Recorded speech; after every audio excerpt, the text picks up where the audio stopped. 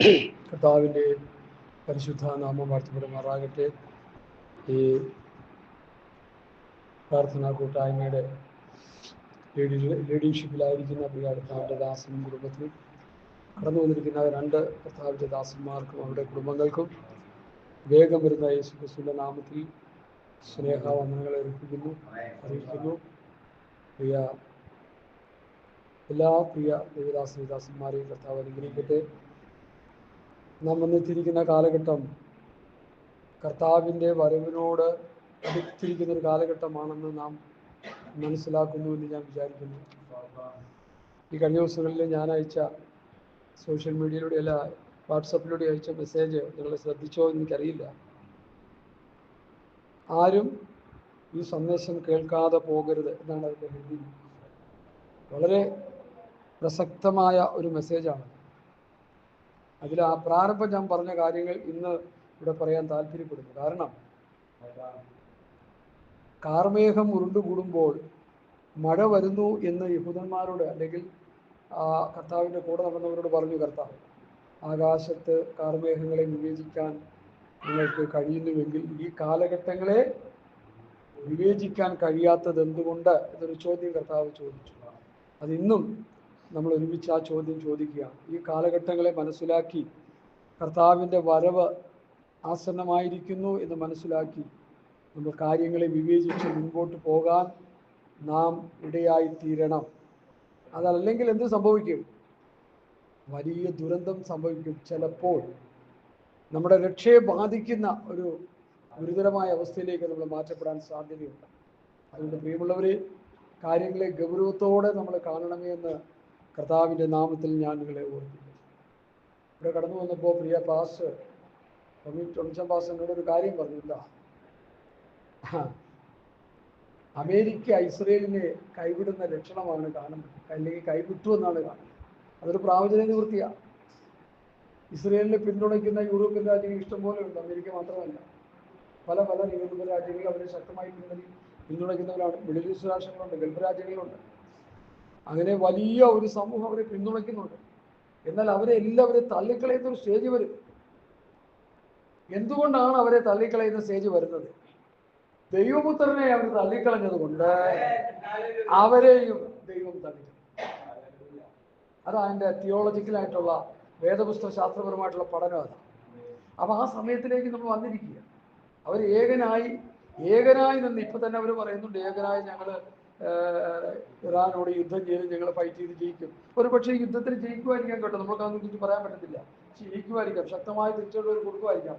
പക്ഷെ അത് കഴിഞ്ഞാലും ഒരു വലിയ യുദ്ധത്തെ ഇവർ ഫേസ് ചെയ്യുകയും ഇവർ പരാജയപ്പെടുകയും ഇവർ കുത്യവങ്കിലേക്ക് നോക്കുകയും ഇവർ അനുദപിക്കാനായിട്ടുള്ള ഒരു കാലഘട്ടത്തിലേക്ക് കാര്യങ്ങളുടെ പോക്ക് നടന്നുകൊണ്ടിരിക്കുന്നു എന്ന് ദൈവജനം മറന്നു പോകരുത്. ഇതെന്തിനെ വിളിച്ചറിയിക്കുന്നു? ഇത് കർത്താവിൻ്റെ വരവിന് ഒരു മുന്നോടിയായിട്ട് നടക്കേണ്ട പ്രാവചനിക സംഭവങ്ങളായിട്ട് പഴയ നിയമത്തിലും പുതിയ നിയമത്തിൽ നിന്നും നമുക്ക് പഠിച്ചെടുക്കാൻ കഴിയും. അതുകൊണ്ടൊരു കാര്യം മനസ്സിലാക്കേണ്ടത്, നമുക്ക് ഉറങ്ങിയും മയങ്ങിയും ഇരിക്കാനുള്ള സമയം നമ്മുടെ മുൻപിലില്ല. തടകുടഞ്ഞ് എഴുന്നേറ്റ് കർത്താവിൻ്റെ വരവിന് വേണ്ടി ഒരുങ്ങേണ്ട കാലഘട്ടം അടുത്തിരിക്കുക. നമ്മൾ ഇന്ന് പാടിയ പാട്ടിൻ്റെ അവസാനത്തെ ചാൻസ് എന്താണെന്ന് ആർക്കറിയാം? ചേർക്കുവാൻ നീ അടുത്തു പോയത്. പിന്നെ അതിനായി ഞങ്ങളെ വരണമേ. ഞാൻ ആ പാട്ടിനെ ഒരു ശകലം വിമർശിക്കാൻ പോകും. ശ്രദ്ധിച്ചു കേട്ടോ. പാട്ടുകാരൻ പറയുന്നത് അതിനായി ഞങ്ങളെ ഒരുക്കുക. മത്തായി 25-ാം അധ്യായത്തിൽ 5:5-10 കന്യകമാരുടെ ഉപമ പഠിക്കുമ്പോൾ അവിടെ 25-ന്റെ 10 എന്താ എഴുതിയിരിക്കുന്നത്? ഒരുങ്ങിയിരിക്കുക. അപ്പൊ പാട്ടുകാരൻ എഴുതുന്ന ഓർത്ത് നമ്മൾ പാടി സന്തോഷിച്ച് തുള്ളിച്ചാടുന്നത് പൊട്ടത്തരങ്ങളൊക്കെ അവർ എഴുതി വെക്കും. അതൊന്നും കേട്ട് നമ്മൾ എന്ത് ചെയ്യരുത്? കുലുങ്ങിപ്പോൾ വചനത്തിലേക്ക് വരണം. വചനത്തിലേക്ക് വന്ന് വചനത്തിൽ നിന്നുള്ള പ്രബോധനങ്ങളും വചനത്തിൽ നിന്നുള്ള ഉപദേശപ്രകാരമുള്ള പാട്ടുകളൊക്കെ മാത്രമേ നമ്മൾ അങ്ങോട്ട് ഏറ്റെടുക്കാവുള്ളൂ. അല്ലാത്തതൊക്കെ നമ്മൾ അബദ്ധങ്ങളാണ് അവർ പറഞ്ഞു ചെയ്യുന്നത്. അതൊന്ന്. 2, ഈ മരണ വീട്ടിൽ പാടുന്നൊരു പാട്ടുണ്ട്. എന്താണെന്ന് എല്ലാവർക്കും അറിയാവുന്നത് പാടി.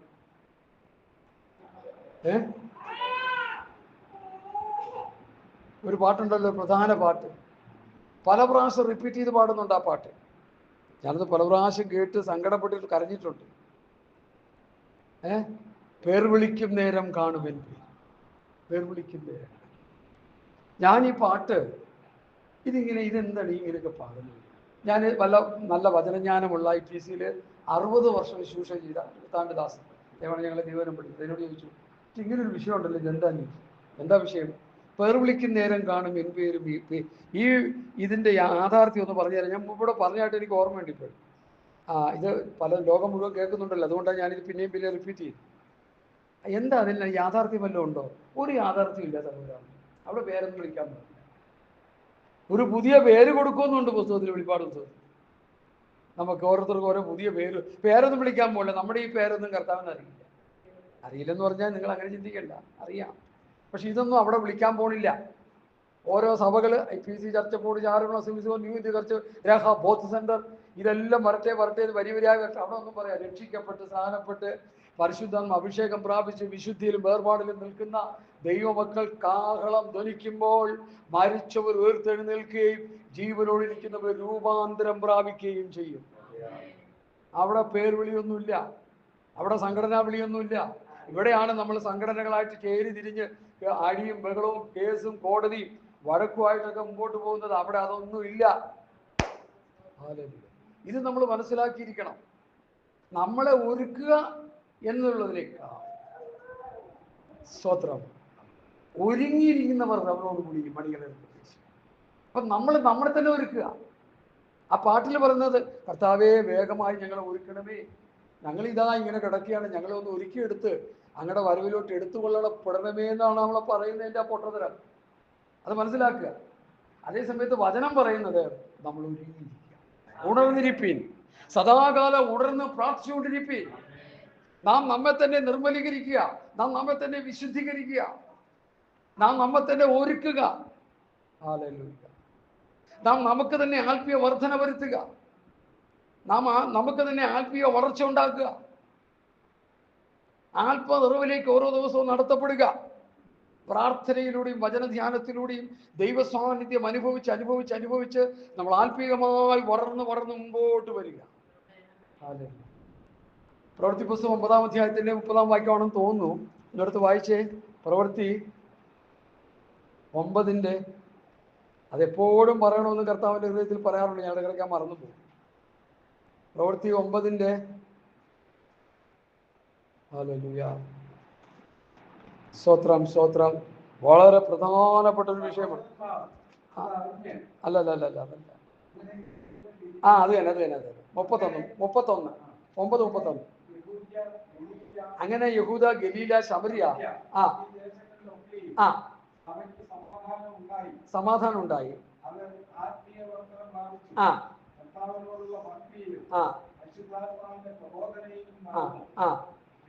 തിരികൊണ്ടിരുന്നു. സഭ ആത്മീയ വർധന പ്രാപിച്ചു.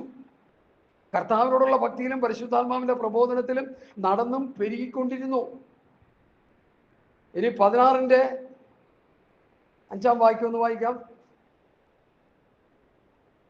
അങ്ങനെ സഭകൾ വിശ്വാസത്തിൽ ഉറയ്ക്കുകയും എണ്ണത്തിൽ ദിവസേന പെരുകുകയും ചെയ്തു. ഹല്ലേലൂയ. വിശ്വാസത്തിൽ സഭകൾ ഉറച്ചു, എണ്ണത്തിൽ പെരുകി. അത് ആത്മീയ വർധന പ്രാപിച്ചു, ആത്മീയമായ വളർച്ച പ്രാപിച്ചു. കർത്താവിനോടുള്ള ഭക്തിയിലും പരിശുദ്ധാത്മാവിന്റെ പ്രബോധനത്തിലും നടന്നും പെരുകിക്കൊണ്ടിരുന്നു. അപ്പൊ സഭയ്ക്ക് ഒരാത്മീയ വർധന വേണം, ഒരാത്മീയ വളർച്ച വേണം, ഒരാത്മീയ നിറവ് വേണം. അത് സഭ പ്രാപിച്ചെടുക്കേണ്ടതാണ്. അന്യഭാഷ സംസാരിക്കുന്നവൻ തനിക്ക് തന്നെ ആത്മീയവർദ്ധന. അപ്പൊ അന്യഭാഷ സംസാരിക്കുന്നില്ലെങ്കിലോ ആത്മീയവർദ്ധനമില്ല. നമ്മൾ ഓരോരുത്തരും ഓരോ ദൈവസേന ഇരുന്ന് അവരവരുടെ വീടുകളിലോ ഭവനങ്ങളിലോ റൂമുകളിലൊക്കെ ഇരുന്ന് ദൈവസേന ഇരുന്ന് പ്രാർത്ഥിച്ച് അന്യഭാഷ സംസാരിച്ച് ഇങ്ങനെ പ്രാർത്ഥിച്ച് ശക്തിപ്പെട്ടുകൊണ്ടിരുന്നാൽ നമുക്ക് ആത്മീയ വളർച്ച ഉണ്ടായിക്കൊണ്ടിരിക്കും. നമുക്കിപ്പോൾ അതിന് സമയമില്ല. ഞാനിപ്പോൾ സാധാരണ പറയും, മൊബൈൽ കിട്ടിയേക്കുന്നതുകൊണ്ട് പിന്നെ നമ്മുടെ സമയം മുഴുവൻ ആ പിശാച് അതിൽ കൂടി അങ്ങ് കവർന്നെടുക്കാന്നായി പറയുന്നത്. പാസ്റ്റർമാർ പറയുന്ന കാര്യം കേട്ടോ. നമുക്കിപ്പോൾ പ്രാർത്ഥിക്കാനും വചനം ധ്യാനിക്കാനും ഏത് നേരം നോക്കിയാലും അതിൻ്റെ പുറത്താ. നമ്മൾ അതിൽ നിന്നൊക്കെ വിടുതൽ പ്രാപിച്ച് ആത്മീയരായി തീരേണ്ട കാര്യം അതിക്രമിച്ചിരിക്കുന്നു. നമ്മുടെ വീണ്ടെടുപ്പ് അടുത്തിരിക്കുന്നു. നമ്മുടെ ഉത്പ്രാപണത്തിനുള്ള സമയമായി. നമ്മുടെ മരിച്ചുപോയാൽ ഉയർത്തെഴുന്നേൽക്കുന്ന വിശുദ്ധന്മാരുടെ സമയമായി. ഇപ്പോൾ ജീവനോടെ ഇരിക്കുന്നവർക്ക് രൂപാന്തരവും മരിച്ചവർക്ക് ഉയർപ്പും ലഭിക്കേണ്ട സമയമായിരിക്കുന്നു. ഇത് നമുക്ക് ലഭിക്കുമോ? പെന്തക്കോസ്ത് സമൂഹത്തോട് ഞാൻ തുറന്ന് ചോദിക്കുക, ഈ രണ്ട് കാര്യങ്ങളിൽ ഏതെങ്കിലും ഒന്ന് നമുക്ക് ലഭിക്കുമോ? നമ്മൾ വലിയൊരു മെഗാ ചർച്ചിന്റെ മെമ്പർ ആയിരിക്കാം, നമ്മളൊരു വലിയ പ്രസ്ഥാനത്തിന്റെ ആളായിരിക്കാം, നമ്മളൊരു വലിയ ഡിഗ്രി ഒക്കെ ഉള്ള ഒരു വലിയ പാസ്റ്ററായിട്ടൊക്കെ ഇരിക്കുന്നുണ്ടാകാം. അതൊന്നും ഇവിടെ വിഷയമല്ല. കാഹളം ധ്വനിക്കുമ്പോൾ നീ പൊങ്ങി പോകുമോ എന്നുള്ളതാണ് വിഷയം. നിനക്ക് രൂപാന്തരം ഉണ്ടാകുമോ? ഉയർപ്പുണ്ടാകുമോ? ഇന്ന് മരിച്ചാൽ നമ്മുടെ നിത്യത എവിടെ? ഇന്ന് കർത്താവ്, കഴിഞ്ഞ ദിവസം ഒരു പാസിങ്ങിൽ ചോദിക്കണേ, എനിക്ക് വലിയ സന്തോഷം. ഇന്ന് കർത്താവ് വന്നാൽ നമ്മൾ പോകും. നല്ല ചോദിക്കും, എനിക്കതൊക്കെ വലിയ ഇഷ്ടം. ഇന്ന് കർത്താവ് വന്നാൽ നമ്മൾ പോവോ? നമ്മള് അതുപോലെയുള്ള കാലഘട്ടത്തിൽ നമ്മൾ ആയിപ്പോയി. നമുക്കിതിനി ഒന്നും ചെയ്യാൻ നിർവാഹമില്ല. നമ്മുടെ ആ കൂടിയുള്ള ഒരു ഗുരുതരമായ വിഷയം കർത്താവിൻ്റെ വരവിൽ ഒരുങ്ങിയിരിക്കുക, ഉണർന്നിരിക്കുക. അതിന് പഠിക്കേണ്ടെന്നോ ജോലി ചെയ്യേണ്ടെന്നോ കൃഷി ചെയ്യേണ്ടെന്നോ ലോകത്തുള്ള ഒരു പല കാര്യങ്ങൾ ചെയ്യേണ്ടെന്നോ ഒന്നും അർത്ഥമാകുന്നില്ല. അതൊക്കെ അതിൻ്റെ മുറയ്ക്ക് ചെയ്തുകൊണ്ടിരിക്കുക. ഞാൻ വിചാരിക്കുന്നത് പ്ലെയിൻ ഓടിക്കുന്ന പൈലറ്റ് ആണെങ്കിൽ, പറപ്പിക്കുന്ന പൈലറ്റ് ആണെങ്കിൽ പോലും അവൻ മാനസാന്തരപ്പെട്ടാൽ എന്ത് ചെയ്യും? അവൾ പറന്നങ്ങ് പോകും. കർത്താവ് വന്നു കഴിഞ്ഞാൽ. അതിനാണ് കോ പൈലറ്റിനെ വെച്ചിരിക്കുന്നതെന്നാണ് ചിലർ പറയുന്നത്. എവരെങ്ങാനും പോയി കഴിഞ്ഞാൽ അമേരിക്കക്കാരല്ലേ, പെട്ടെന്ന് ചാട്ടി സീറ്റ് കയറിയിരുന്ന് എന്ത് ചെയ്യാൻ കൺട്രോൾ ചെയ്യാം ആയിരിക്കാം, നമുക്കറിയത്തില്ല. ഹല്ലേലൂയ. അതുകൊണ്ട് ഉണർന്നിരിക്കുക, ഒരുങ്ങിയിരിക്കുക, സദാകാലം ഉണർന്നും പ്രാർത്ഥിച്ചുകൊണ്ടിരിക്കുക. എന്റെ ഇന്നത്തെ പ്രസംഗ വിഷയം യേശുക്രിസ്തുവിന്റെ രാജഭരണം, രാജാവായിട്ട് വന്ന ഭരണം എന്നുള്ള വിഷയമാണ്.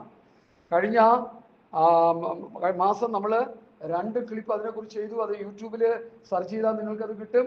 അത് 2 ഞാൻ മനോഹരമായി യൂട്യൂബിൽ സെർച്ച് ചെയ്തിട്ടുണ്ട്. യേശുക്രിസ്തുവിന്റെ രാജഭരണം. ഇത് ഇന്നും ഈ അടുത്ത ആഴ്ചയും കൂടി മിക്കവാറും ആ വിഷയം കണ്ടിന്യൂ ചെയ്യും. അത് കഴിഞ്ഞ ശേഷം വേറൊരു സബ്ജക്റ്റിലേക്ക് കയറാനാണ് കർത്താവിൽ ശരണപ്പെടുന്നത്. അപ്പോൾ വളരെ പ്രാർത്ഥനയോടെ നമുക്ക് ദൈവസന്നിധിയിലായിരിക്കാം. ഹല്ലേലൂയ. ഒരു ക്രിസ്ത്യാനിയുടെ അല്ലെങ്കിൽ ഒരു ദൈവ പൈതലിന്റെ അല്ലെങ്കിൽ ഒരു ഭക്തന്റെ വലിയ പ്രത്യാശ എന്നുള്ളത് കർത്താവിന്റെ വരവിൽ എടുക്കപ്പെടുക എന്നുള്ളതാണ്. 2, രൂപാന്തര ശരീരം പ്രാപിച്ച് എടുക്കപ്പെട്ടതിന് ശേഷം ഇവിടെ 7 ദിവസത്തെ മഹോദരകാലം നടക്കും. അതിനുശേഷം 1000 ആണ്ട് വാഴ്ചയ്ക്ക് വേണ്ടി കർത്താവ് ഈ ഭൂമിയിൽ രാജാവായി വാഴാൻ വരുമ്പോൾ കർത്താവിനോടൊപ്പം ഈ ഭൂമിയിൽ 1000 ആണ്ട് കർത്താവിനോടൊപ്പം വാഴേണ്ടവരാണ് കർത്താവിന്റെ വരവിൽ എടുക്കപ്പെടുന്ന വിശുദ്ധന്മാർ, വിശുദ്ധമതികൾ. അല്ലാത്തവരുടെ കാര്യത്തെക്കുറിച്ച് എനിക്കൊന്നും പറയാനില്ല. അതുകൊണ്ട് എടുക്കപ്പെടാൻ വേണ്ടി എന്തെല്ലാം നമ്മൾ ചെയ്യണം, എങ്ങനെയൊക്കെ പ്രാർത്ഥിക്കണം, എങ്ങനെയൊക്കെ ദൈവത്തെ പ്രസാദിപ്പിക്കണം, എങ്ങനെയൊക്കെ ദൈവത്തിന്റെ ഇഷ്ടം ചെയ്യണമെന്ന് ഓർത്ത് നമ്മൾ കർത്താവിന്റെ സന്നിധിയിൽ വിശ്വസ്തയോടെ ആയിരിക്കണം. ഈ ദിവസം കർത്താവിന്റെ വരവ് ഏറ്റവും ആസന്നമായി. യെരൂശലേമിനെ ആക്രമിക്കാനായിട്ട് യെരൂശലേം 1948 ആണെന്ന് തോന്നുന്നു യെരൂശലേമിന് ഇസ്രായേലിനൊരു രാഷ്ട്രം സ്ഥാപിക്കാൻ കഴിയും. അന്ന് മുതൽ തുടങ്ങിയ യുദ്ധമാണ്. അവരായുധം കയ്യിൽ വെച്ചാൽ അവർ പിന്നെ ഇല്ല. അവരുടെ പ്രസിഡന്റുമാർ തന്നെ പലപ്പോഴും പറയാറുണ്ട്. അതുകൊണ്ടാണ് ആയുധം എടുത്ത് പോരാടിക്കൊണ്ടിരിക്കുന്നത്. എന്തുകൊണ്ടാണ് അങ്ങനെ ആയുധം കയ്യിലെടുക്കാൻ ഇടയായത്? അവർ മഷിയെ തള്ളിക്കളഞ്ഞുകൊണ്ടുള്ള ദൈവത്തിന്റെ ശിക്ഷയാണ് അന്ന് മുതൽ ഇന്നുവരെയും അവർ അനുഭവിച്ചുകൊണ്ടിരിക്കുന്നത്. അവസാനത്തെ ഇവരുടെ പണിഷ്മെന്റ് ആണ് മഹോദര കാലത്തിൽ ഇവരെ 3-ൽ 2 തകർത്ത് തരിപ്പണമാക്കാനുള്ളത്. 3-ൽ 2 തകർന്നു കഴിയുമ്പോൾ അവർ കുത്തിയോങ്കിലേക്ക് നോക്കി അവർ അനുദപിച്ചു കഴിയുമ്പോൾ അവരെ ഉപദ്രവിക്കുവാൻ, അവരെ നശിപ്പിക്കാൻ വന്ന ഗോഗുമാഗോഗിന്റെ നേതൃത്വത്തിൽ 5-6 കൂട്ടം രാജ്യങ്ങൾ വരുന്നുണ്ട് അവിടെ. അതിന്റെ പേരുകളൊക്കെ ഞാൻ എടുത്ത് പഠിച്ചുകൊണ്ടിരിക്കാം. അവരെല്ലാവരെയും ഇസ്രായേൽ പർവ്വത നിരകളിൽ ദൈവം തകർത്ത് കളയാനിടയായി. അവിടെ മാംസവും അവിടെ രക്തവും പക്ഷികളും മൃഗങ്ങൾ ഭക്ഷിക്കുകയും പക്ഷികൾ കൊത്തിവലിക്കുകയും മൃഗങ്ങൾ നക്കിക്കുടിക്കുകയും ചെയ്യുമെന്ന് യെഹെസ്കേൽ പ്രവാചകന്റെ പുസ്തകം 38-39 അധ്യായങ്ങൾ, എസ്പെഷ്യലി 39 വളരെ നന്നായിട്ട് അതിൽ രേഖപ്പെടുത്തിയിരിക്കുന്നു. ഞാൻ ആ ഭാഗത്തേക്ക് പോകുന്നില്ല. നിങ്ങളത് നോട്ട് ചെയ്ത് വെച്ച് വായിച്ച് പഠിക്കണമെന്ന് കർത്താവിൻ്റെ നാമത്തിൽ നിങ്ങളെ ഓർപ്പിക്കുന്നു. ഹല്ലേലൂയ. ഞാൻ ആ വിഷയത്തിലേക്ക് മടങ്ങി വരുന്നു. നമുക്ക് വായിക്കാം. മത്തായിയുടെ സുവിശേഷത്തിലെ 6-ാം അധ്യായത്തിന്റെ 9-ാമത്തെ വാക്യം. Hallelujah, hallelujah. നിങ്ങളിവണ്ണം പ്രാർത്ഥിപ്പീൻ, സ്വർഗസ്ഥനായ ഞങ്ങളുടെ പിതാവേ, നിന്റെ നാമം വിശുദ്ധീകരിക്കപ്പെടണമേ, നിന്റെ രാജ്യം വരണമേ, നിന്റെ ഇഷ്ടം സ്വർഗത്തിലെ പോലെ ഭൂമിയിലുമാകണമേ. മത്തായി 6-9-10 വാക്യങ്ങളാണ് നമ്മളിവിടെ വായിച്ചത്. നമുക്കൊരു നിമിഷം കണ്ണുകളടയ്ക്കാൻ നമുക്ക് പ്രാർത്ഥിക്കാം. ഒരു നിമിഷം കണ്ണുകളടച്ചാട്ടെ, എല്ലാവരും കണ്ണുകളടച്ചാട്ടെ. നല്ല ദൈവമേ, സ്വർഗീയ പിതാവേ, കഴിഞ്ഞ മാസം ഞങ്ങൾ കടന്നു വന്നത് ഈ വചനത്തിന്റെ പഠനത്തിലേക്ക് പ്രവേശിപ്പാനിടയായി. ഇന്ന് പൽക്കാലം അതിന്റെ തുടർമാനമായ പഠനത്തിലേക്ക് ഞങ്ങൾ ദൈവസന്നിധിയിലായിരിക്കുന്നു. കർത്താവേ, ഞങ്ങളുടെ വചനം പഠിക്കുവാനുള്ള കൃപ ഞങ്ങൾക്ക് തരണമേ. ഞങ്ങളുടെ വചനത്തിൽ സൂക്ഷിപ്പാനടിനെ സഹായിക്കണമേ. പ്രിയ ദൈവമക്കൾക്ക്, ദൈവജനത്തിന്, ദൈവദാസന്മാർക്ക്, ദാസിമാർക്ക് അത് ഏറ്റെടുക്കുവാൻ ഒരുക്കപ്പെട്ട നിലം പോലെ അവരുടെ ഹൃദയങ്ങൾ ദൈവസന്നിധിയിലായിരിക്കാൻ അവരെ സഹായിക്കണമേ. കർത്താവേ, ദുഷ്ടനായ സാത്താനിന്റെ മധ്യത്തിൽ പ്രവർത്തിപ്പാൻ ഇടവരരുത്. അന്യതാ ചിന്തകളും മറ്റ് യാതൊരു പ്രയാസങ്ങളും ഉണ്ടാകാൻ ഇടവരാതെ വചനം നിർമ്മലമായ ഹൃദയത്തിൽ ഏറ്റെടുത്ത് ആ വചനത്തിന്റെ പ്രത്യാശയിൽ ജീവിച്ച് ഞങ്ങളുടെ വരവിൽ പ്രത്യാശയോടെ നിൽക്കുവാൻ കർത്താവ് സഹായിക്കണം. വചന പ്രഘോഷത്തിൽ തടസ്സമായി പോരാടുന്ന എല്ലാ പോരാട്ട ശക്തികളെയും യേശുവിന്റെ നാമത്തിൽ ശാസിക്കുന്നു. വചനത്തിന്റെ പ്രസംഗവും ജ്ഞാനത്തിന്റെ വശീകരണ വാക്കുകളിലല്ല, ആത്മാവിന്റെ ശക്തിയുടെ പ്രദർശനം എന്ന നിലയിൽ ശുശ്രൂഷിപ്പാൻ കൃപ നൽകിയാട്ടെ. സത്യവചനത്തെ യഥാർത്ഥമായി പ്രസംഗിച്ചുകൊണ്ട് ലജ്ജിപ്പാൻ സംഗതിയില്ലാത്ത വേലക്കാരനായി ദൈവത്തിന് കൊള്ളാവുന്ന നിൽക്കാൻ കൃപ നൽകിയാണ്. സർവമഹത്വവും പിതാവിന് യേശുവിന്റെ നാമത്തിൽ അപേക്ഷിക്കുന്നു. കരുണയോട് കേൾക്കണം നല്ല പിതാവ്. ആമേൻ. ഞാൻ പ്രാർത്ഥിച്ച പ്രാർത്ഥനയുടെ അവസാനത്തെ ഭാഗം എന്തായിരുന്നു? ശ്രദ്ധിച്ചോ? സത്യം. ആ ഭാഷാവ് പറഞ്ഞു സത്യവചനത്തെ. അതെന്തിനാ അങ്ങനെ എടുത്ത് പറയുന്നത്? അല്ലാത്ത നിലയിലൊക്കെ പ്രസംഗിക്കാം. അതുകൊണ്ട് അങ്ങനെ പറഞ്ഞിരിക്കും. പരിശുദ്ധാത്മാവിലെ രേഖപ്പെടുത്തി ഈ വചനത്തെ അന്ത്യകാലത്ത് ഇത് കാശുണ്ടാക്കാനും കഞ്ഞൂടി മാറ്റാനും സ്വത്തുണ്ടാക്കാനും വചനം പ്രസംഗിച്ച് കോടീശ്വരന്മാരാകാനും വചനം പ്രസംഗിച്ച് ഷൈൻ ചെയ്യാനും വചനം പ്രസംഗിച്ച് ജനത്തെ നരകത്തിൽ കൊണ്ടുപോകാനും ഇങ്ങനെ വിവിധ നിലയിലുള്ള പരിപാടികൾ അതിശക്തിയോടെ നടന്നുകൊണ്ടിരിക്കുന്നത് കൊണ്ട് പരിശുദ്ധാത്മാവിന് അതാ പരിശുദ്ധാത്മ ദൈവത്തിന്റെ ആത്മാവല്ലേ, അത് അറിയാമായിരുന്നു. അതുകൊണ്ടാണ് പൗലോസിലൂടെ അത് അങ്ങനെ പറഞ്ഞു വെച്ചിരിക്കുന്നത്. സത്യവചനത്തെ യഥാർത്ഥമായി പ്രസംഗിക്കും. അങ്ങനെ പ്രസംഗിച്ചില്ലെങ്കിൽ എന്തോ പറ്റും? അടുത്ത കറക്റ്റ് ലജ്ജിച്ച് തല താഴ്ത്തു. ഇപ്പോഴല്ല പ്രിയമുള്ളവരെ, പണ്ടൊരു ഉപദേശി പറഞ്ഞാട്ട് ഞാൻ ഓർക്കുന്നുണ്ട്. കർത്താവിന്റെ വരവിൽ നീ പോയില്ലേടാ സഹോദര? അയൽവക്കക്കാരൻ ചോദിക്കുക. ഞാൻ പോയില്ലെന്നേ ഉള്ളൂ, ഞാന് പോയില്ലെന്നേ ഉള്ളൂ. അതാ പോകത്ത്. അപ്പൊ അവർക്കറിയാം അവരെടുത്തിട്ട് ചവിട്ടുമെന്നാണ് പറയുന്നത്. പണ്ടൊരു ഉപദേശി പറഞ്ഞാൽ എനിക്കറിയില്ല. അവരെടുത്തിട്ട് നിലത്തിട്ട് ചവിട്ടും. അതിലൊരു പാസ് പറഞ്ഞൊരു ഉദാഹരണം ഇതാണ്: 6 അടി പൊക്കമുള്ളവനെ എടുത്ത് നിലത്ത് കുത്തിക്കഴിയുമ്പോൾ 3 അടി ഉള്ളവനായി. എന്താ അവസ്ഥ? ഒരു ഒരു ചിന്തയാണത്. കാരണം കർത്താവിന്റെ വരവിൽ പോയില്ലെങ്കിൽ ഈ ലോകം നമ്മളെ വിടില്ല. പിന്നെ യേശുക്രിസ്തുവിന്റെ കയ്യിൽ നമ്മൾ അമ്മാനമാടപ്പെടും.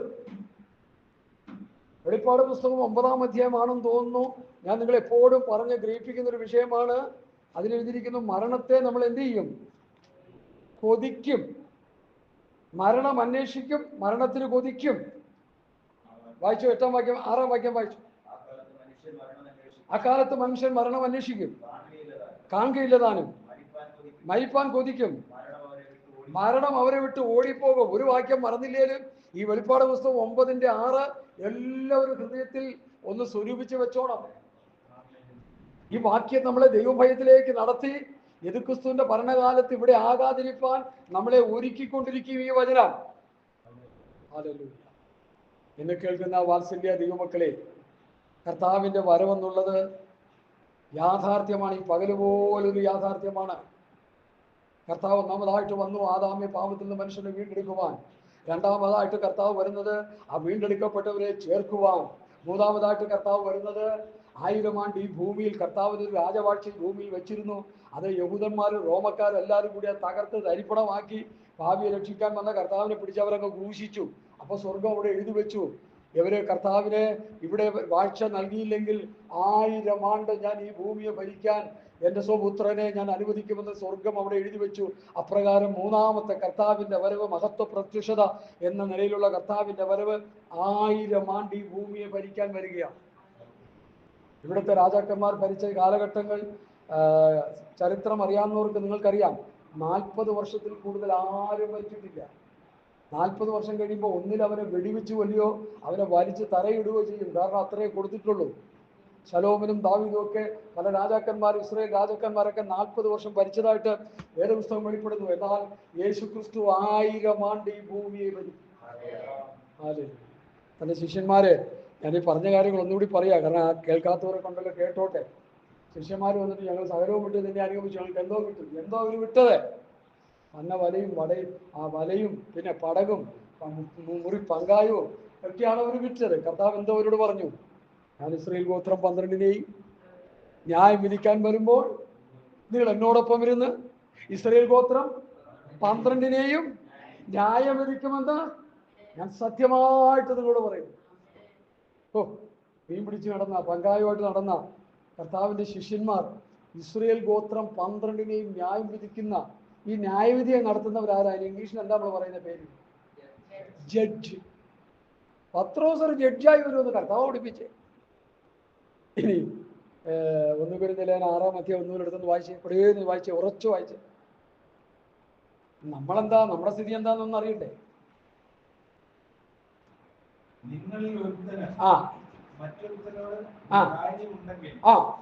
വിശുദ്ധന്മാരുടെ മുമ്പാകെ അല്ല, അഭക്തന്മാരുടെ മുമ്പിൽ വ്യവഹാരത്തിന് പോകുവാൻ തുനിയുന്നുവോ? വിശുദ്ധന്മാർ ലോകത്തെ വിധിക്കും. ഓ ദൈവമേ, ഇസ്രായേൽ മക്കളുടെ കാര്യം വിടും. വിശുദ്ധന്മാർ എന്ന് പറയുമ്പോൾ യവനായർ, ജാതികൾ. വിശുദ്ധന്മാർ ലോകത്തെ വിധിക്കുമെന്ന് നിങ്ങൾ അറിയുന്നില്ലയോ? അതെ, ലോകത്തെ നിങ്ങൾ വിധിക്കുമെങ്കിൽ ഏറ്റവും ചെറിയ സംഗതികളെ വിധിപ്പാൻ അയോഗ്യരോ? അതെ, നാം ദൂതന്മാരെ വിധിക്കുമെന്ന് നിങ്ങൾ അറിയുന്നില്ലയോ? 1000 ആണ്ട് വാഴ്ചയിൽ ജാതികൾക്ക് ദൈവം കൊടുക്കുന്ന ഒരു പദവിയാണ് ലോകത്തെ വിധിക്കുക, ദൂതന്മാരെ വിധിക്കുക. പൗലോസിലൂടെ പരിശുദ്ധാത്മാവ് രേഖപ്പെടുത്തിയിരിക്കുന്ന ഈ മഹനീയ സത്യം വായിച്ച് പഠിച്ച് മനസ്സിലാക്കി ഗ്രഹിക്കാൻ കഴിയാത്തവരാണ് തമ്മിൽ തല്ലി വഴക്കുണ്ടാക്കി കോടതി കയറി കേസും കോടതിയായിട്ട് നടക്കും. നമ്മൾ ആരാ? നമ്മളൊരു ജഡ്ജാ. അപ്പൊ നമ്മളെ വിധിക്കാനായിട്ട് ലോകത്തിൽ വേറൊരു ജഡ്ജ്. എന്തൊരു അപഹാസ്യം! മനസ്സിലായില്ലേ? അതിന്റെ സത്യം മനസ്സിലായില്ലേ? അതുകൊണ്ട് പ്രിയമുള്ളവരെ, 1000 ആണ്ട് വാഴ്ചയിൽ ഇസ്രായേൽ ഗോത്രം 12 കർത്താവും കർത്താവിന്റെ ശിക്ഷഗണങ്ങളും അവരെ ന്യായം വിധിക്കുമ്പോൾ ജാതികളായിട്ടുള്ള നമ്മൾക്ക് ന്യായം വിധിക്കാനായിട്ട് ഏൽപ്പിച്ചു തരുന്നത് ഈ ലോകത്തിലെ ജാതികളെയും ഈ ലോകത്തിലെ വലിയ വലിയ ആൾക്കാർ, ദൂതന്മാരെ. എന്റെ അഭിപ്രായമല്ല, അവരുടെ വചനമായി പറയുന്നേ. ഈ വചനം എടുത്ത് പറയാൻ പലർക്കും കഴിയാതിരിക്കുന്നതിന്റെ കാരണം എന്താ? അവരതിൽ കുടുങ്ങി കിടക്കുക. അതുകൊണ്ട് എന്നെ കേൾക്കുന്ന വാത്സല്യ ദൈവമക്കളെ, 1000 ആണ്ട് വാഴ്ചയിൽ നമ്മൾ ഈ ഭൂമിയിലെ ജനത്തെ നമ്മൾ ന്യായവിധിക്കും. ഹല്ലേലൂയ. ഈ ജനത്തെ ന്യായവിധിക്കുമെന്ന് മാത്രമല്ല, ദൂതന്മാരെ ന്യായവിധിക്കാനുള്ള അധികാരം ദൈവം നമുക്ക് തന്നിട്ടുണ്ട്. വിശുദ്ധന്മാർ ഭൂമിയെ ന്യായം വിധിക്കും, ദൂതന്മാരെ ന്യായം വിധിക്കും. അങ്ങനെയെങ്കിൽ നമ്മുടെ പദവി എന്താണെന്ന് നമ്മളൊന്ന് മനസ്സിലാക്കണ്ടേ? പണ്ടൊരു ജഡ്ജ് കാറിൽ ഇങ്ങനെ പോകുമ്പോൾ ഒരു വാലിച്ചെറുക്കൻ എന്ന് പറഞ്ഞാൽ 10-18 വയസ്സൊക്കെയുള്ള ലൈസൻസ് കിട്ടിയുള്ളൂ. കാർ ഇങ്ങനെ ഓടിച്ച് ജഡ്ജിയുടെ മുമ്പിൽ കൊണ്ടിട്ട് ഇങ്ങനെ എന്ത് ചെയ്യാം, ഇത് ചവിട്ടി പിന്നെ ഒന്ന് കാണിച്ച് പിന്നെ ഒന്ന് പുറകിട്ട് ഇങ്ങനെ കാണിച്ചു. അദ്ദേഹം ഇങ്ങനെ കുറച്ച് നേരം ഉണ്ടായിരുന്നു. അത് കഴിഞ്ഞപ്പോൾ ബോഡി ഗാർഡും ഉണ്ട്, ഡ്രൈവറും ഇരിപ്പുണ്ട്. അവൻ്റെ മുമ്പിൽ കൊണ്ടേ വണ്ടി ഓട്ടിയിരുന്നാണ്. അപ്പോൾ അവരെന്ത് ചെയ്തു? അവർക്ക് അധികാരമുള്ള ആൾ പറയുക, അതിന് ചെയ്യാതിരിക്കാൻ പറ്റുമോ? കൊണ്ടുവന്ന് വണ്ടി ചവിട്ടി നിർത്തി, ആ ചെറുക്കൻ്റെ മുമ്പിൽ വണ്ടി ചവിട്ടി നിർത്തി, വെളിയിലേക്ക് ഇറങ്ങി വരാൻ പറ്റും, അറസ്റ്റ് ചെയ്തുകൊണ്ടിരിക്കും. ഈ വണ്ടി ആരാണെന്ന് നീ മനസ്സിലാക്കിയോ എന്ന് ചോദിച്ചു. ഈ വണ്ടിയിലിരിക്കുന്ന ആളാരാണെന്ന് നീ മനസ്സിലാക്കിയോ? അപ്പോഴാണ് അവന് ഭൂതോദയുണ്ട്, വല്ല മരുന്നൊക്കെ അടിച്ച് കയറി ഇരിക്കുകയായിരിക്കും. അയ്യോ സാറേ, സോറി എന്ന് പറഞ്ഞിട്ട് കഥയില്ല, ഇത് ശിക്ഷാ നടപടിക്ക് വിധേയമാണ്. കാരണം നമ്മുടെ അധികാരം എന്താണെന്ന് നമ്മൾ മനസ്സിലാക്കണം. ഈ ലോകത്തിലെ മനുഷ്യനെ ന്യായം വിധിക്കാൻ ഒരു അധികാരിയാക്കി ദൈവം നമ്മെ തീർക്കുമെന്നുള്ളത് നമുക്ക് വിശ്വസിക്കാൻ കഴിയുന്നില്ല. ദൂതന്മാരെ ന്യായം വിധിക്കാനുള്ള ഒരു അവകാശം ദൈവസഭയ്ക്ക് ദൈവം തന്നിരിക്കുന്നു എന്നുള്ള യാഥാർത്ഥ്യം പൗലോസ് പഠിപ്പിക്കുന്നത് വിശ്വസിക്കാൻ നമുക്ക് കഴിയുന്നില്ല. എന്തുകൊണ്ട് വിശ്വസിക്കാൻ കഴിയുന്നില്ല? നമ്മൾ തന്നെ ഈ ലോകത്ത് കിടന്ന് ഈ വക പരിപാടികൾ ചെയ്തുകൊണ്ടിരിക്കുക. അതുകൊണ്ട് എന്നെ കേൾക്കുന്ന പ്രിയപ്പെട്ടവർ, ഈ ദൈവവചനം നമ്മൾ വിശ്വസിക്കുക, ഈ തിരുവചന സത്യങ്ങൾ നമ്മൾ വിശ്വസിക്കുക. ഈ വചനത്തിന്റെ വെളിപ്പാടുകൾ നമ്മൾ വിശ്വസിക്കുക. നിന്റെ രാജ്യം വരണമേ എന്ന് കർത്താവ് ശിഷ്യന്മാരെ പഠിപ്പിച്ചതിന്റെ കാര്യം എന്താണ്? ഈ രാജ്യം, ഈ ലോകത്തിന്റെ ഭരണ സംവിധാനങ്ങൾ മുഴുവൻ തീർന്നതിന് ശേഷം ഒരു ദൈവരാജ്യം വെളിപ്പെടാനുണ്ട്. ഹല്ലേലൂയ. ഈ ലോക ഭരണ സംവിധാനങ്ങളെ മുഴുവൻ തകർത്ത് തരിപ്പണമാക്കി ദൈവപുത്രൻ ഈ ഭൂമിയെ ഭരിക്കുന്ന ഒരു ഭരണ സമയം വരാൻ പോകുന്നു. തന്റെ ജനത്തിനാണ് ആ ഭരണം നടത്താൻ ദൈവം അനുവാദം കൊടുത്തിരിക്കുന്നത്. പഴയ നിയമ പുതിയ നിയമ തെരുവെഴുത്തുകളിലൂടെ അതെനിക്ക് തെളിയിച്ചു തരാൻ കഴിയും. ഹല്ലേലൂയ. അതാണ് നമ്മുടെ ഭാവി പ്രത്യാശ. ഇന്ന് നമുക്കെതിരെ കേസ് കൊടുത്ത് നമ്മളെ കുടുക്കി നമ്മളെ കഷ്ടപ്പെടുത്തുമ്പോൾ, നമ്മളെ വിവിധ നിലയിൽ പ്രയാസപ്പെടുത്തുമ്പോൾ ഭാരപ്പെടണ്ട. സ്തോത്രം പറഞ്ഞുകൊണ്ട് നമ്മൾ മുമ്പോട്ട് പോയാൽ മതി. അവസാനം നമുക്കെതിരെ നിൽക്കുന്നവരെ ദൈവം അറസ്റ്റ് ചെയ്യുന്ന ഒരു സമയം വരാൻ പോകുന്നു. Hallelujah, hallelujah. കാരണം കൂടാതെ നമ്മളെ ആരെങ്കിലും പോലീസ് സ്റ്റേഷനിലോ കോടതിയിലോ കയറ്റാൻ ശ്രമിക്കുന്നെങ്കിൽ അതിന് അവർക്കെതിരെ സ്വർഗീയ കോടതിയുടെ തീർപ്പുടനെ ഉണ്ടാകുമെന്ന് മനസ്സിലായി. ഞാനും നിങ്ങളുമൊക്കെ ലോക കോടതി അഭിമുഖീകരിക്കേണ്ട അവസരം ചിലപ്പോൾ വന്നിട്ടുണ്ട്, ഇല്ലെന്നാ പറയുന്നില്ല. ആ സമയത്ത് നമ്മൾ അക്ഷയരായിട്ടിരുന്നാൽ മതി, ക്ഷമയോടിരുന്നാൽ മതി. ഈ ലോക കോടതിയുടെ മേല് ഒരു ഉയർന്ന കോടതി സ്വർഗത്തിലുണ്ട്. ആ കോടതിയുടെ തീർപ്പാണ് ഏറ്റവും വലുത്. ആ കോടതി പറയും, ഈ മനുഷ്യൻ ഇത്രയും നാള് ജീവിച്ചാൽ മതി എന്ന് പറഞ്ഞാൽ തീർന്നത്. ഈ ലോക കോടതിയില് നമ്മൾ കയറ്റിയാൽ നമുക്ക് വക്കീലിൽ വെച്ച് വാദിച്ച് നമുക്ക് പുറത്തിറങ്ങി നടക്കാം, ഒരു കുഴപ്പമില്ല. നിരപരാധിയാണെങ്കിൽ നമുക്ക് വാദിച്ച് പുറത്തിറങ്ങാം, ഒരു കുഴപ്പമില്ല. എങ്ങനെ കുടുങ്ങിയാലും ചില പ്രത്യേക സാഹചര്യങ്ങൾ ചിലര് ഈ റോമൻ ഗവൺമെന്റ് ഒക്കെ തൂക്കി കൊന്നിട്ടുണ്ട് ഇസ്രായേൽ മക്കളെ, ദൈവസഭയിലുള്ളവരെ. ഹല്ലേലൂയ. ചരിത്രം പഠിക്കുമ്പോൾ 15 കോടിയോളം വിശുദ്ധന്മാരെ രക്തസാക്ഷികളാക്കി മാറ്റി. അതിലെ പലരെയും കോടതിയിൽ കൊണ്ടുവന്ന് ഇന്ന കുറ്റം ചെയ്തു, എന്ന കുറ്റം, യേശുക്രിസ്തുവിനെ പ്രസംഗിച്ചു, സുവിശേഷം പ്രസംഗിച്ചു. പലരെയും കോടതിയിൽ കൊണ്ടുവരാതെ തന്നെ തലവെട്ടിക്കളഞ്ഞവരുണ്ട്. യേശുക്രിസ്തുവിനെ 7 കോടതി വിധിച്ചു എന്നാണ് വേദപുസ്തകം പഠിപ്പിക്കുന്നത്. 7 കോടതിയിലും ആ കോടതി വിധി എന്താണ്? ഇവനിൽ ഒരു കുറ്റവും കാണുന്നില്ല. പ്രധാന ജഡ്ജിയായ പീലാത്തോസ് കൈ കഴുകി, ഇവനിൽ ഞാനൊരു കുറ്റവും കാണുന്നില്ല. എന്നാൽ പീലാത്തോസിന് അറിയത്തില്ല, യേശുക്രിസ്തു മരിക്കേണ്ടത് മാനവജാതിയുടെ പാപത്തിന് പരിഹാരമായി ദൈവപുത്രൻ മരിക്കണമെന്ന് ഈ വെളിവ് കെട്ടവന് അറിയത്തില്ല. മക്കൾക്കറിയാം, ദൈവദാസന്മാർക്കറിയാം. യേശുക്രിസ്തുവിന്റെ മരണം ഒരു പാപത്തിന് പരിഹാരമായിട്ടുണ്ടായ മരണമാണ്. അല്ല കൊലപാതകം ചെയ്തത് കൊണ്ടോ ബഹളമുണ്ടാക്കിയത് കൊണ്ടോ കുറ്റകൃത്യം ചെയ്തത് കൊണ്ടുമല്ല. യോഹന്നാൻ സ്നാപകൻ പറയുന്നൊരു പദം എപ്പോഴും ഞാൻ എടുത്തെടുത്ത് പറയാറുണ്ട്. ഇതാ ലോകത്തിന്റെ പാപത്തെ ചുമക്കുന്ന ദൈവത്തിന്റെ കുഞ്ഞാട്. ലോകത്തിന്റെ പാപത്തെ ചുമന്നൊഴിച്ചത് കൊണ്ടാണ് യേശുക്രിസ്തു മരണം അനുഭവിക്കാനിടയായത്. അല്ലെങ്കിൽ യേശുക്രിസ്തുവിനെ തൊടാൻ ആർക്കും കഴിയത്തില്ല. അവനെ പിടിക്കാൻ വന്നപ്പോൾ തന്നെ എല്ലാവരും പുറകോട്ട് വീണ് ചരിത്രം സുവിശേഷം വെളിപ്പെടുത്തുന്നു. അതുകൊണ്ട് എന്നെ കേൾക്കുന്ന പ്രിയപ്പെട്ടവരെ, നമ്മുടെ പാപങ്ങൾക്ക് വേണ്ടി കർത്താവ് മരിച്ചു, അടക്കപ്പെട്ട് ഉയർത്തെഴുന്നേറ്റു. ആ കർത്താവ് ഇതാ വേഗം വന്ന് നമ്മളെ ചേർക്കാൻ പോവുകയാണ്. വേഗം വന്ന് നമ്മളെ ചേർത്ത് കഴിഞ്ഞതിന് ശേഷം നമ്മൾ സ്വർഗത്തിലായിരിക്കുമ്പോൾ ഈ ഭൂമിയിൽ 7 വർഷത്തെ മഹോദരകാലമാണ്. 2 ദിവസം 2-ാം അധ്യായത്തിന്റെ ഒന്നുള്ള വാക്യങ്ങൾ കുറച്ചൊന്ന് വായിച്ചാൽ അതിനൊരു തെളിവിലേക്ക്. യേശുക്രിസ്തു ഈ ഭൂമിയിൽ വന്ന് ഭരിക്കുമെന്നുള്ളതിനെ കുറിച്ചൊരു തെളിവ് വേണ്ടേ? 2 ദിവസം 2-ന്റെ 1 മുതൽ കുറച്ച് വായിക്കണേ.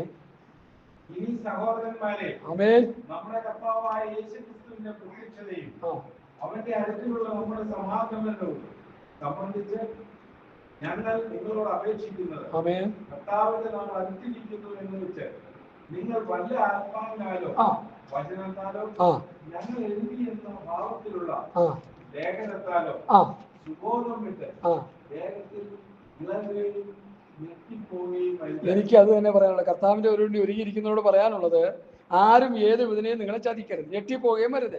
അടുത്ത് ആദ്യമേ വിശ്വാസത്യാഗം സംഭവിക്കുകയും നാശയോഗ്യനും അധർമ്മമൂർത്തിയുമായവൻ വെളിപ്പെടുകയും വേണം. അടുത്ത് അവൻ ദൈവാലയത്തിൽ നിന്നുകൊണ്ട് ദൈവമെന്ന് നടിച്ച് ദൈവമെന്നോ ഭൂതാംശമെന്നോ പേരുള്ള സകലത്തിനും മീതെ തന്നെത്താൻ ഉയർത്തുന്ന എതിരാളിയത്രേ. ആമേൻ, സ്തോത്രം. വായിച്ചു. നിങ്ങളോട് കൂടെ ഇരിക്കുമ്പോൾ ഞാൻ ഇത് നിങ്ങളോട് പറഞ്ഞു ഓർക്കുന്നില്ലയോ? അവൻ സമയം അവൻ സമയത്തിന് മുൻപേ വെളിപ്പെടാതിരിക്കേണ്ടതിന് ഇപ്പോൾ തടുക്കുന്നത് എന്ത് എന്ന് നിങ്ങൾ അറിയുന്നു. അധർമ്മത്തിന്റെ മർമ്മം ഇപ്പോഴേ വ്യാപരിക്കും. ലോകത്ത് നടക്കുന്ന കൊള്ളയും കൊള്ളിവയ്പും ബഹളങ്ങളും രക്തച്ചൊരിച്ചിലുകളും. കഴിഞ്ഞ ദിവസം ക്രിസ്ത്യാനികളെ സുഡാനിലെങ്ങാണ്ട് വേറേതോ രാജ്യങ്ങളിൽ ഇഷ്ടംപോലെ ക്രിസ്ത്യാനികളെ കൊന്നൊടുക്കി. സ്വത്രം സ്വത്രം ഈ സിറിയയില് ക്രിസ്ത്യാനികളെ കൊന്നൊടുക്കിക്കൊണ്ടിരിക്കുന്നു. ഇപ്പോഴും അത് നടന്നുകൊണ്ടിരിക്കുന്നു. പല സ്ഥലങ്ങളിലും ദൈവമക്കളെന്ന് പറയുന്നവരെയും ക്രൈസ്തവരായിട്ടുള്ളവരെയും നാമധേയ ക്രിസ്ത്യാനികളെയും ഒക്കെ കൊന്നൊടുക്കിക്കൊണ്ടിരിക്കുകയാണ്. അധർമ്മത്തിന്റെ മർമ്മം, അധർമ്മം ചെയ്യുന്നതിന്റെ പ്രവൃത്തിയുടെ ഒരു മർമ്മം അല്പാൽപ്പം വെളിപ്പെട്ടുകൊണ്ടിരിക്കുന്നു. അതാ അവിടെ പൗലോസ് പറയുന്നത്. അടുത്ത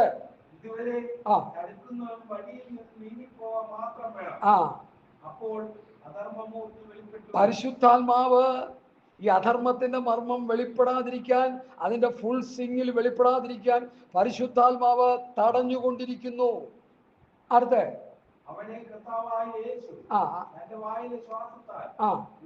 ഒടുക്കി തന്റെ അധർമ്മമൂർത്തി എന്ന പിശാചിനെ നശിപ്പിച്ചു കളയുന്ന കാര്യമാണ് ഇത് ക്രിസ്തുവിനെ. അടുത്ത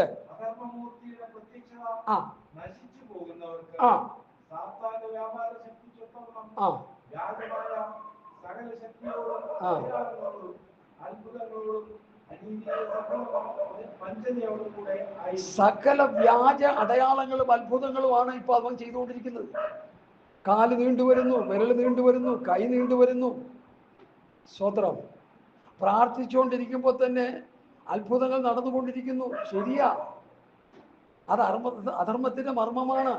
അത് അത്ഭുതങ്ങളിലൂടെ അടയാളങ്ങളിലൂടെ ജനത്തെ വഞ്ചിക്കാനുള്ളൊരു പരിപാടിയാണെന്ന് ഇവിടെ പൗലോസ് എഴുതി വെച്ചിരിക്കുക. 2 തെസ്സലോനിക്ക ലേഖനം 3-ാം അധ്യായം പഠിച്ചാൽ യേശുക്രിസ്തുവിന്റെ അത്ഭുത പ്രവൃത്തികൾ അതിശക്തിയോടെ ഇന്ന് നടന്നുകൊണ്ടിരിക്കുക. ആ ദൈവത്തിന്റെ ആത്മാവ് ചെയ്യുന്ന അത്ഭുതങ്ങളല്ല, ഇത് സാത്താന്റെ ശക്തിയാണ് ഇത് ചെയ്യുന്നതെന്നാണ് ഈ വേദഭാഗം നമുക്ക് പഠനം തരുന്നത്. അടുത്ത ഭാഗം,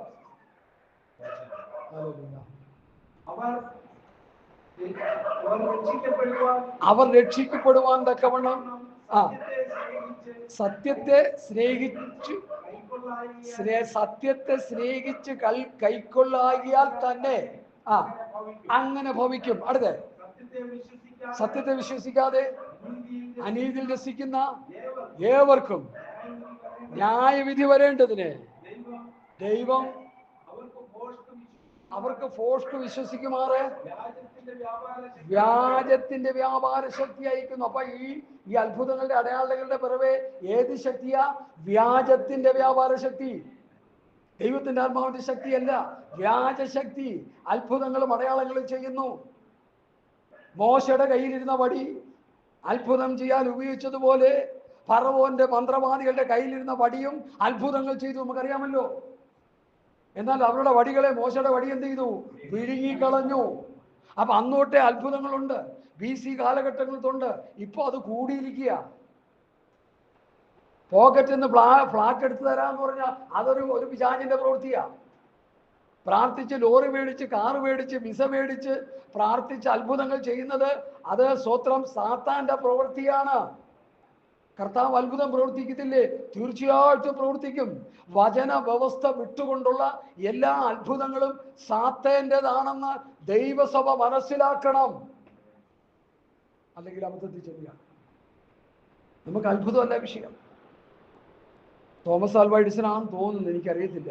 അദ്ദേഹം ഒരു കൊട്ടേഷൻ പറഞ്ഞ് ഞാൻ ഇപ്പോൾ ഓർക്കും, എൻ്റെ ഹൃദയത്തിലേക്ക് വന്നൊരു ചിന്തയാണ്. ലോകത്തിലെ ഏറ്റവും വലിയ കണ്ടുപിടുത്തം, അദ്ദേഹം കണ്ടുപിടുത്തങ്ങളുടെ രാജാവായിരുന്നു നമ്മൾ. അദ്ദേഹം കണ്ടുപിടിച്ച ഏറ്റവും വലിയ കണ്ടുപിടുത്തം എന്തായിരുന്നു? ഞാനൊരു പാപിയാണെന്നുള്ളൊരു കണ്ടുപിടുത്തം, എനിക്കൊരു രക്ഷകനെ വേണമെന്നുള്ളൊരു കണ്ടുപിടുത്തം, ഞാൻ യേശു ക്രിസ്തുവിന്റെ ഒരു പൈതലായി തീരണമെന്നുള്ളൊരു കണ്ടുപിടുത്തം. അതായിരുന്നു ഏറ്റവും വലിയ കണ്ടുപിടുത്തം. അദ്ദേഹം പറഞ്ഞു, ഞാൻ കണ്ടുപിടിച്ച കണ്ടുപിടുത്തങ്ങളെല്ലാം നല്ലതാണെങ്കിലും ഞാൻ കണ്ടുപിടിച്ച ഏറ്റവും വലിയ കണ്ടുപിടുത്തം ഞാനൊരു പാപിയാണ്, എനിക്ക് സ്വർഗം നിഷേധിക്കപ്പെട്ടിരിക്കുകയാണ്, എനിക്ക് കർത്താവായ യേശു ക്രിസ്തുവിലൂടെ അല്ലാതെ ദൈവരാജ്യത്തിൽ പ്രവേശിക്കാൻ കഴിയില്ലെന്ന് താൻ കണ്ടുപിടിച്ച് താൻ രക്ഷിക്കപ്പെട്ടു സ്നാനപ്പെട്ട് ദൈവബദലായി തീർന്നു. അപ്പോൾ താൻ പറഞ്ഞു, ഇതിനേക്കാൾ വലിയൊരു കണ്ടുപിടുത്തം ലോകത്തിൽ വേറെ ഇല്ല. ജോബിന്റെ പുസ്തകത്തില് അത്ഭുതങ്ങൾ ചെയ്തതിനെ കുറിച്ച് അവിടെ എഴുതി വെച്ചിട്ടുണ്ട്. ജോബിന്റെ പുസ്തകം 28-ാം അധ്യായം എല്ലാവരും ഒന്ന് എടുത്താട്ട്. ഞാൻ പണ്ടത് വായിച്ച് പഠിച്ചത് ഇപ്പോൾ എൻ്റെ ഹൃദയത്തിലേക്ക് കർത്താവ് ഓർമ്മിച്ചതുകൊണ്ടാണ് പറയും. 28-ാം അധ്യായം എടുത്താട്ട്. യോബിന്റെ പുസ്തകം 28-ാം അധ്യായം.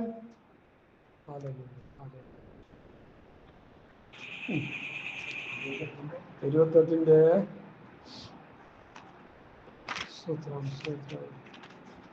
പറയാം. അതിന് ഞാൻ പറഞ്ഞുതരാം.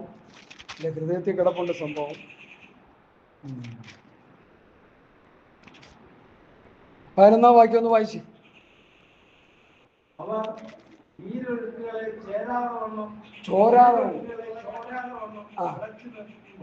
നീരൊഴുക്കുകളെ ചോരാതെ വണ്ണം അടച്ചു നിർത്തുന്നു. അതെന്താ ഗുപ്തമായിരിക്കുന്നു? എത്രയോ എത്രയോ കാലഘട്ടങ്ങളിൽ എനിക്കൊരു വചനമാണ്. അവൻ നീരൊഴുക്കുകളെ ചോരാതെ വണ്ണം അടച്ചു നിർത്തുന്നു. തേറ്റി സമക്കട്ടെ. ഇടുക്കിയിൽ വെള്ളം കുറഞ്ഞാൽ നമുക്ക് കറണ്ടില്ല. അപ്പൊ അന്ന് ദൈവം ചെയ്ത പദ്ധതി നീരൊഴുക്കുകളെ ചോരാതെ വണ്ണം അടച്ചു നിർത്തി വെള്ളം സംഭരിച്ച് അതിൽ നിന്ന് ഗുപ്തമായത് പുറത്തു വരുന്ന ഒരു ലൈറ്റ്, വെളിച്ചം, കറണ്ട്. അതാണ് അവിടെ പറയുന്നത്. കരിവി ട്രാൻസ്ലേഷൻ വായിച്ചാൽ കാണാൻ കഴിയും. ഗുപ്തമായത്. ഇന്ന് ഇലക്ട്രിസിറ്റി ഇല്ലെങ്കിൽ പോയി പ്രാർത്ഥന വരെ മാറ്റി വെക്കേണ്ടി വരും, ഇല്ലേ? ഗുപ്തമായത്, മറഞ്ഞിരിക്കുന്നത്, ആ വെള്ളത്തിൽ കൂടി എടുക്കാവുന്ന ഒരു കറണ്ടിന്റെ സിസ്റ്റം. അത് ദൈവം മനുഷ്യന്റെ ബുദ്ധിയിൽ കൊടുത്തൊരു ഒരു ഒരു ഒരു ഒരു അറിവാണ്. ചോരാതെ അടച്ചു നിർത്തി അതിൽ നിന്ന് കറണ്ട് ഉൽപ്പാദിപ്പിച്ച് നമ്മുടെ ജീവിതത്തിന്റെ ഉദ്ധാരണത്തിന്. ഇനിയിപ്പോ കറണ്ടില്ലെങ്കിൽ തീർന്നു. കറണ്ടല്ല, ഇന്ന് മൊബൈല് പോയാൽ എല്ലാം കയറി തൂങ്ങിച്ചാവും ഒരുമാതിരിപ്പെട്ടത്. കൊച്ചു കുഞ്ഞുങ്ങളിൽ പറയും, അപ്പ നെറ്റ് തീർന്നു പോയി. പിന്നെ പറയുന്നത് നെറ്റിന് സ്പീഡില്ല. ഇങ്ങനെയൊക്കെയുണ്ട്. ആ കാലഘട്ടമായി മാറി. ദൈവം പണ്ട് പുരാതനമേ മനുഷ്യരിലൂടെ പല കാര്യങ്ങൾ കണ്ടുപിടിക്കാൻ ദൈവം മനുഷ്യന് ബുദ്ധി കൊടുത്തു. ദൈവത്തിന്റെ സൃഷ്ടിയല്ലേ മനുഷ്യൻ. നീരൊഴുക്കുകളെ ചോരാതെ അടച്ചു നിർത്തി അതിൽ നിന്ന് വെള്ളമെടുത്ത് കേരളക്കര മുഴുവൻ ഇന്ന് കറണ്ട് ഉപയോഗിക്കുന്നത് നല്ലൊരു ശതമാനം അതിൽ കൂടിയല്ലേ. ലോകത്ത് 200-ലധികം രാജ്യങ്ങളുള്ളിടത്ത് എന്തോരം രാജ്യങ്ങളിൽ ഈ കറണ്ട് ഉൽപ്പാദനം അങ്ങനെ നടത്തുന്നു. അത് കഴിഞ്ഞ ശേഷം വേറൊരു നിലയിൽ പല ഉൽപ്പാദനങ്ങൾ ദൈവം മനുഷ്യന് ബുദ്ധിയിൽ കൊടുത്തിട്ട് അങ്ങനെ ചെയ്യുന്നില്ലേ?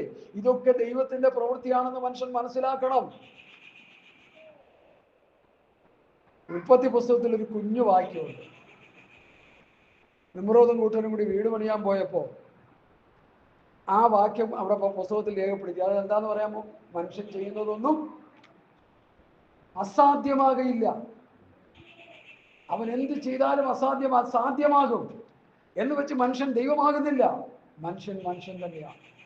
അവൻ കൃമിയാണ്, അവനൊരു പുഴുവാണ്, അവനൊരു നിഴലാണ്, അവനൊരു പുല്ലാണ്. സ്വത്രം. പുല്ലിൽ വിടരുന്നൊരു പൂവാണ്.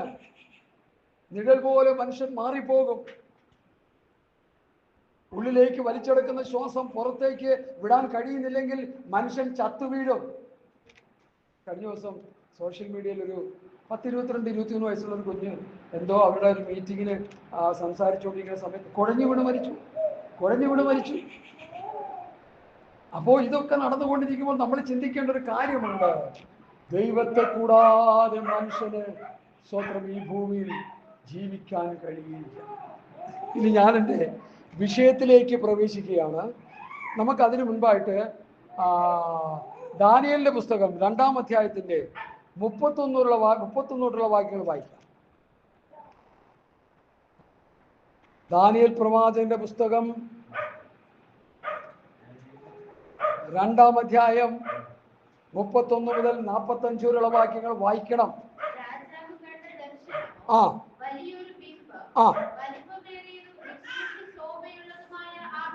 ആമേൻ.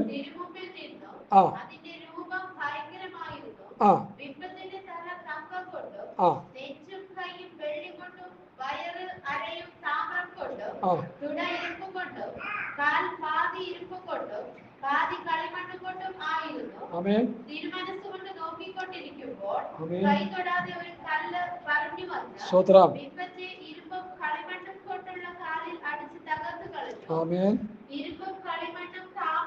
സ്വത്രം.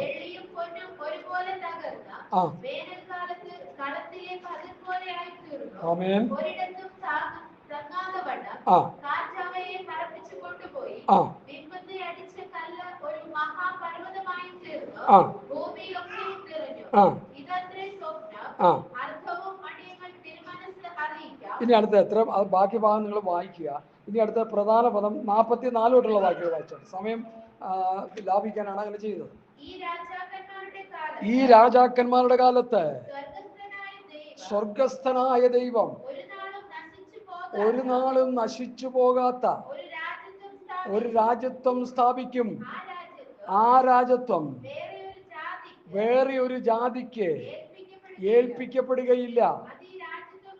അത് ഈ രാജ്യത്വങ്ങളെ ഒക്കെയും തകർത്ത് നശിപ്പിച്ചു കളയും, എന്നേക്കും നിലനിൽക്കുകയും ചെയ്യും. കൈതൊടാതെ ഒരു കല്ല് പർവ്വതത്തിൽ നിന്ന് പറഞ്ഞു വന്ന് ഇരുമ്പും താമ്രവും കളിമണ്ണും വെള്ളിയും പൊന്നും തകർത്ത് കളഞ്ഞതായി കണ്ടതിന്റെ താല്പര്യമോ മഹാദൈവം മേലാൽ സംഭവിപ്പാനുള്ളത് രാജാവിനെ അറിയിച്ചിരിക്കുന്നു. സ്വപ്നം നിശ്ചയവും അർത്ഥം സത്യവുമാകുന്നു. സ്തോത്രം, സ്തോത്രം.